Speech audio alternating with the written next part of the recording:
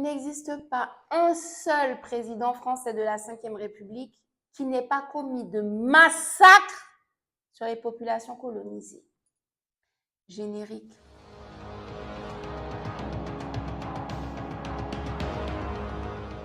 Bienvenue sur Afrique Résurrection, je suis Safiane Joylab, chercheuse en histoire et culture africaine. Si c'est la première vidéo que tu vois passer concernant Afrique Résurrection, abonne-toi sur TikTok, Facebook et Instagram parce que je te garantis que les informations que tu vas trouver sur ce média, tu ne les auras nulle part ailleurs. J'espère que tu as regardé intégralement ma dernière chronique sur les essais nucléaires en Algérie commis par la France. Et je refuse de prononcer davantage le mot essai parce que ce sont des massacres nucléaires. L'État français n'a pas essayé de détruire en faisant semblant. Ce ne sont pas des simulateurs sur des écrans. L'État français a lâché des bombes dans des endroits où l'État français savait qu'il y avait de la végétation, des animaux et des populations humaines. L'État français a contaminé pour 24 000 ans des sols et de l'eau. Et l'État français a fait tout ça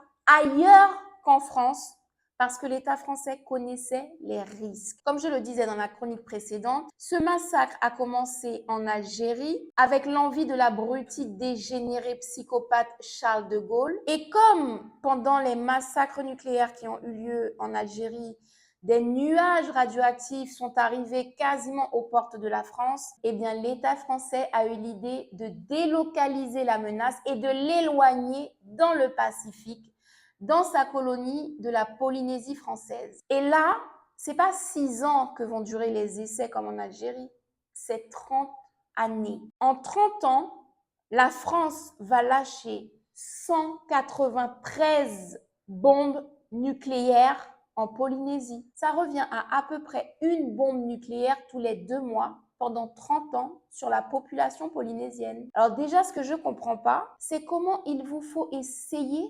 193 fois pour savoir si la bombe elle est viable, elle est efficace. On ne parle pas d'une fusée Ariane qui part dans l'espace, qui possiblement éclate en plein vol et rejette des choses dans l'atmosphère sur un rayon de quelques dizaines de kilomètres pour contaminer à peine quelques dizaines de milliers de Guyanais. Là, on parle d'une bombe nucléaires, 147 souterraines qui ont d'ailleurs bousillé la vie marine, que ce soit les coraux, les animaux, il n'y a plus de vie marine, mais 46 bombes nucléaires aériennes qui ont provoqué 46 fois des nuages radioactifs qui se sont baladés sur la superficie équivalente à l'Europe dans le Pacifique.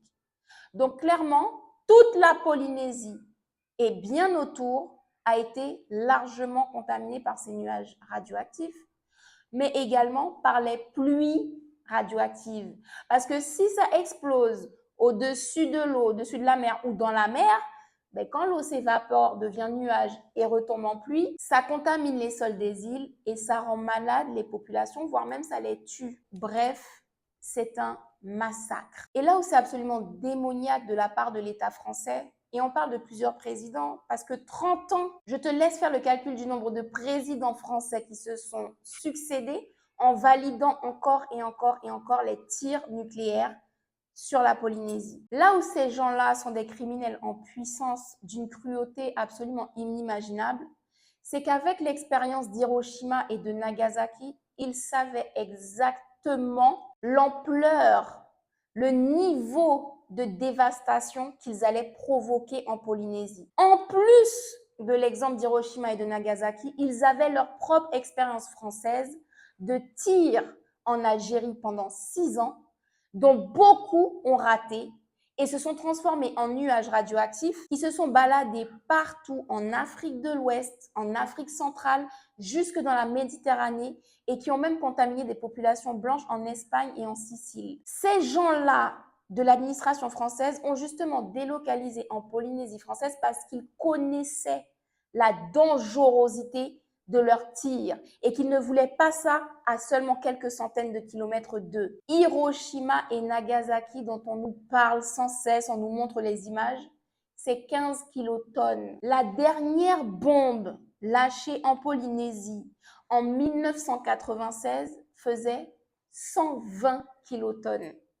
Je répète, Hiroshima, 15 kilotonnes, Polynésie, 120 kilotonnes. En fait, à ce stade, vous voulez détruire quoi? L'univers entier, le soleil? Pourquoi vous avez besoin d'une telle puissance? Et ces 120 kilotonnes, c'est même pas la pire de ces bombes. En août 1968, le président français appuie sur le bouton pour lâcher une bombe de 2600 kilotonnes. Hiroshima, 15 tonnes. Et ces gens-là envoyaient des bombes comme ça tous les 2 mois, pendant 30 ans. Est-ce que là, tu as un petit peu une idée des dégâts? Et comme si ce n'était pas suffisant, ces gens-là se pensent tellement dans un film, ils sont tellement coupés des réalités que l'État français a envoyé les services secrets couler un navire de Greenpeace qui protestait contre les essais nucléaires qui ne sont pas des essais mais des massacres avérés. Donc ce navire de Greenpeace a voulu aller dans la zone qui devait être bombardée pour empêcher le bombardement en se disant si on est là, ils ne vont pas pouvoir tirer. Et donc l'État français comme réponse s'est dit on va couler leur navire, comme ça ils ne vont pas nous gêner. Sauf que lorsqu'ils ont envoyé leurs agents secrets s'aborder le navire, il y a eu un mort. Fernando Pereira, 35 ans, papa de 2 enfants, photographe qui voulait justement photographier des preuves, est mort noyé par des agents des services secrets français. Et lui, son cas est raconté dans les médias parce qu'il est blanc. Mais les millions de Polynésiens dont les vies ont été détruites pendant 30 ans et je ne sais combien d'années après, avec les conséquences de la radioactivité, on n'en parle pas. On ne connaît pas leur nom. On ne sait pas combien de membres d'une famille sont décédés à cause de pluies acides, à cause de la consommation d'eau contaminée, à cause des poissons radioactifs pêchés dans les lagons et mangés. Donc cette population vit dans un cancer généralisé. Donc j'envoie toutes mes pensées fraternelles et compatissantes à la population polynésienne, qu'elle soit en Polynésie ou que ce soit la diaspora de Polynésie partout dans le monde. Les États colons se donnent le droit de disposer de nos corps, de notre santé, de nos vies et même de nos environnements.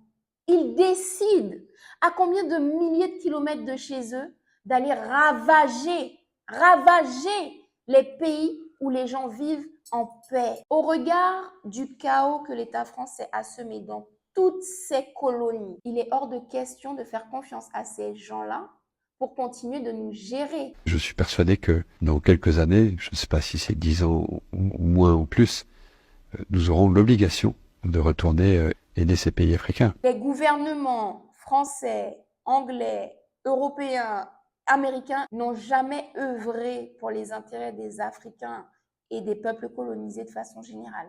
Ils ne vont pas commencer à le faire cette année. Donc ces gens-là ne sont pas habilités à prendre des décisions pour nous. Donc s'il te plaît, ne tombe surtout pas dans le piège de la propagande actuelle qui vise à nous faire croire que les États du Sahel, qui se libèrent un jour après l'autre, une chaîne après l'autre, seraient des dangers pour l'Europe ou pour l'humanité. Sur ce, si tu ne connaissais pas Afrique Résurrection, abonne-toi sur TikTok, Facebook et Instagram. Si tu as découvert l'ampleur des ravages menés en Polynésie par l'État français, like la vidéo pour qu'elle soit montrée un maximum par l'algorithme. D'ailleurs, partage également pour que la mémoire de ces populations polynésiennes sacrifiées pendant 30 ans et plus ne tombe pas dans l'oubli. Et puis commente Polynésie. On se retrouve très prochainement pour une autre chronique.